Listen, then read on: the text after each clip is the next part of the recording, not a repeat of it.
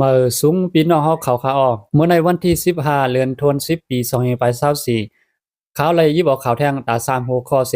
มาฝากตอนปันพี่น้องเฮาเขาขาออกหัวข้อข่าวที่1ลาเซียวญาเอาเฮอมินปล่อยหมากแทงตีตาลวดหน้าหมักขอกวนเมืองลู่ตาย1ก้อหมาดเจ็บ1ก้อหัวข้อข่าวที่2ซึกร้อยปล่อยปันขึ้นลูกเมกวนซึกมัน1ปาก90ปลายอันยอบไลตี4ป้อหัวข้อข่าวที่3ลูกซ้ายภูมิสันทีอันยาวเอฮอก้าผาเสอก้นซึกค้างเขียเอก้อหนึ่งแลกวนเมือง3ก้อเสฮอแลนปลาย8อนตั้งสุดมาถ่อมด้วยหัวข้อข่าวที่1ค่ะลาเซียวญาเฮอมินปล่อยหมากแทงตีตาลดหน้าหมักขอกวนเมืองลู่ตาย1ก้อหมาดเจ็บ1ก้อวันที่14เดือนธันวาคมปี2524เมื่อว่ายาม6ค่ำม6โมงครึ่งตับของ4ซึกมันเอาเฮอมินมาปล่อยหมากป้อมแทงตีเวงลาเซียวอันตับซึกเกากัง MNDAAตึกซิมกุมกำไว้นั่นสื่อข่าวเก้ากลางเต็มบอกว่าซึกมันอยู่เนเฮอมินตึกเสปืนปล่อยลงหมักความ3ลูกที่อันเขาเยี่ยงสู้นั่นเปลี่ยนตีตาลดก้าหน้าหมักขอปอกหมายหนึ่งกวนเมืองก็หนึ่งตึกขี่รถเครื่องเสฮอลัดมาญาพ่องหมากตกแตกใส่แลไล่ลู่ตายทางปีแทงก็หนึ่งก็ไล่ตื้อหมัดเจ็บกว่าในเยาเกี่ยวเลยร้องในเสกวนเมืองลาเซียวก็หนึ่งเต็มต่างไว้ว่าไว้หลังไล่ยินเสียงหมากพงแตกเย้าไฟฟ้าก็รับสิ่งกว่าหมดตั้งกูตั้งเฮเสไล่อยู่ไว้ในรับสิ่งในยาวการลดการน้ำหมักคอนั่นมีภายซานเวียงลาเซียว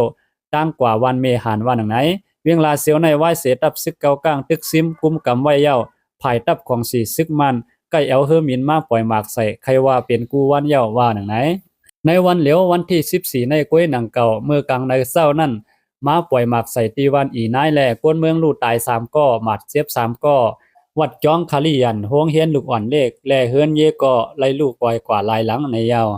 สืบมาแทงโหข้อข่าวที่2ซึกร้อยปล่อยปันขึ้นลูกเมกวนซึกมาน1ปาก90ปลายอันยอบไลตี4ป้อ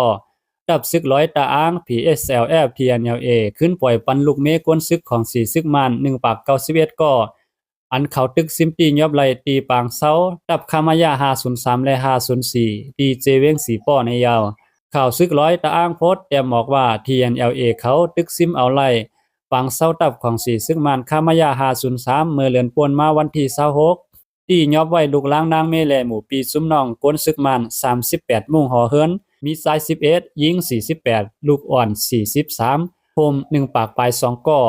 วันที่27ซ้ำตึกซิมไล่ตับคามายา504ที่ยอบไว้ลูกล้างนางเมแลหมู่ปีซุ่มน้องก้นซึกมัน34มุ่งหอเฮิรนมีสาย16ยิง39ลูกอ่อน34โฮม89ก็ถึงมาวันที่12เดือนธันวาคมปี2524ในTNLA ว่นสอนต้วยถึงก้นหนังกันในเสขึ้นปล่อยปันมดต่างกาสีล่ำเสส่งออกปันในวันที่12นั้นตึกซิมไลคาลายา23อันเปลี่ยนตับลิ้นสุดเสกุมกำไลเวียงสีป้อตั้งเสียงยาวว่าหนังไหนศึกมาแทงโหข้อข่าวที่3ลูกซ้ายภูมิสั้นTNLAฮอก้าผาเสก้นซึกค้างเขียเอก้อหนึ่งแลดังกวนเมือง3ก้อเสฮอแลนปลาย8วันที่14เดือนธันวาคมปี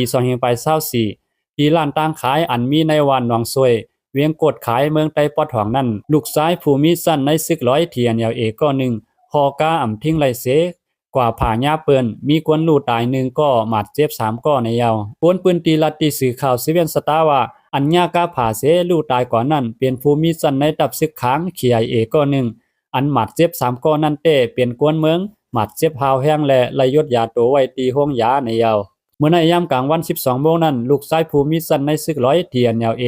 ฮอก้าไว้อ่ำทิ้งไลเส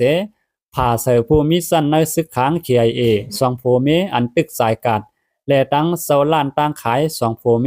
โฮม4ก้อเสขึ้นฮอก้าปลายกว่า8ในยาวมันนางสืบลัดแทงว่าฮอก้ามาไว้หนาแลเพื่อถึงตีตั้งงอกอ่ำทิ้งไลเสผ่าใส่ก้นสายกาด2โพเมและเสาล้านตั้งขาย2โพเมคาออเสาล้านก็เป็นโพเต้เตอญาตีก็โขหาวแห้งและลู่ตายกว่าตีห้องยาแทงก็นั้นก็ไล่ตั้งหมัดเจ็บหาวแห้งไว้ลูกชายภูมิสั้นในซึกร้อยTNLAก็อันฮอก้าผ่าเสียไปกว่าต่อเหลียวเต้ยอบมันไหลเย้าว่าหนังไหนก็ฮอก้าผ่านั่นตับซึกร้อยTNLAเขาตียอบมันใจเสเอาขังคอกไว้เย้าควรซื้ออันถูกก้าผ่าสีก็นั่นก็ไล่ส่งยาตัวไว้ตีห้องยาสนาลาเส